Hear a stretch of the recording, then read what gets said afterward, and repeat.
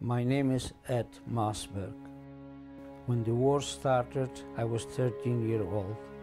I had parents and two sisters, grandparents, uncle, cousins. I am the only survivor. Hi, I'm Virdi for the Fan Carpet, here for the premiere of Destination Unknown.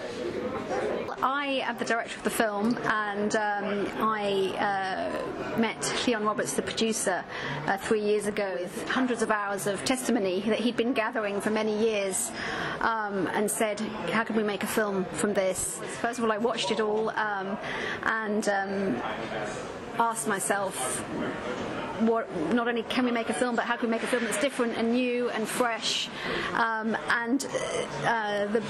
The overriding question, the feeling I had when I watched the testimony was, how do you live a life having gone through so much pain? And that became really the story of the film.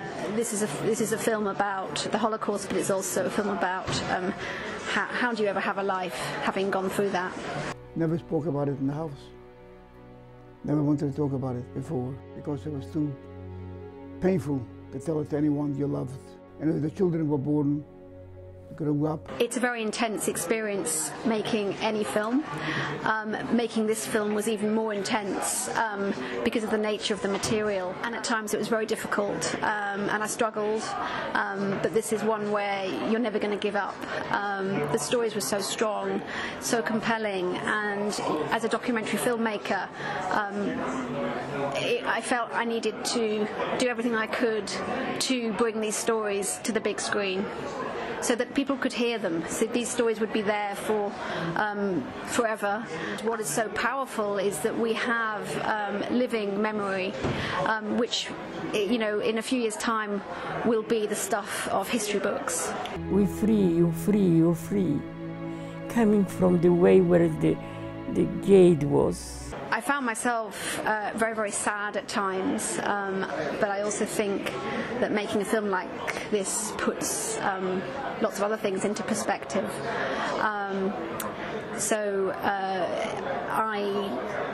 I see this, the making of this film, as it's been a very humbling experience, but it's been a huge honour to have been part of it.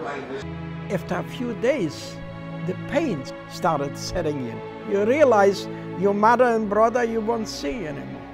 One of the things, which may sound a strange thing to say in a film about the Holocaust, but one of the most powerful emotions and feelings I took from watching the testimony was the extraordinary hope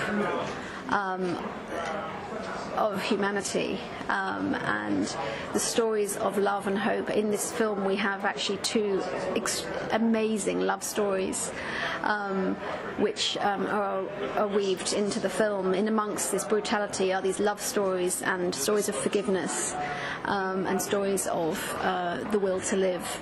And I think one of my favourite stories, the story that always warms my heart, is Regina Lewis at Liberation is waiting inside Auschwitz, and her childhood sweetheart comes to Auschwitz and waits for her at the gates, and she's inside, and she knows all her family are gone, and she feels she's completely alone, and her friends say, there's somebody out there singing for you, and he sings. You just try to survive.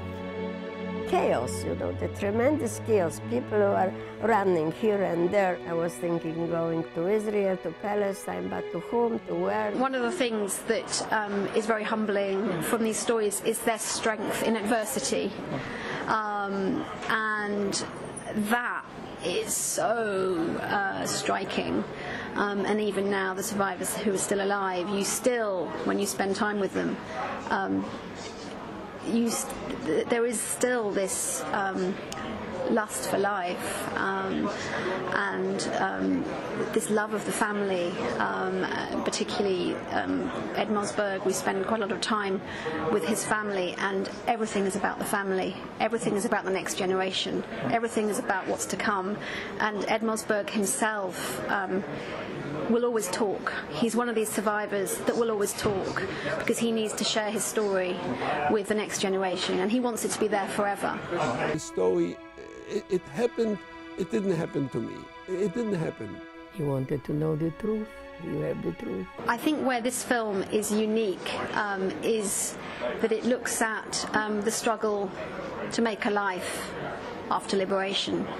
And that is one area that hasn't really been talked about very much, partly because the survivors, a lot of the survivors that we have in this film, they're nearing the end of their lives and they want to talk now, and they're talking about trauma that they may not have talked about 10 years ago or 20 years ago, but they're happy to share that. They want to share that now, and that is what makes this film unique. And with that immediacy and with that intimacy comes an empathy for our audience to share, because this is documentary. There's a place for fiction, there's a place for history films, but this is first-hand, primary source experiences that are living now. This is living memory, and these are their voices now that in a few years' time will be the place of history books. I felt this. I feel this today. This is already 70 years. I never forgot this.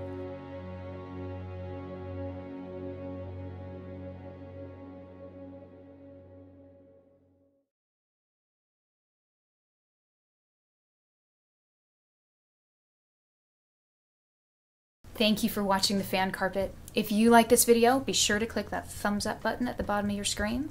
And also be sure to subscribe to the Fan Carpet YouTube channels. They're absolutely free and so much fun too. Be sure to check out the official website, thefancarpet.com. Also, you can follow us on Facebook, Twitter, and Instagram to stay up to date with reviews, competitions, the latest news, and so much more.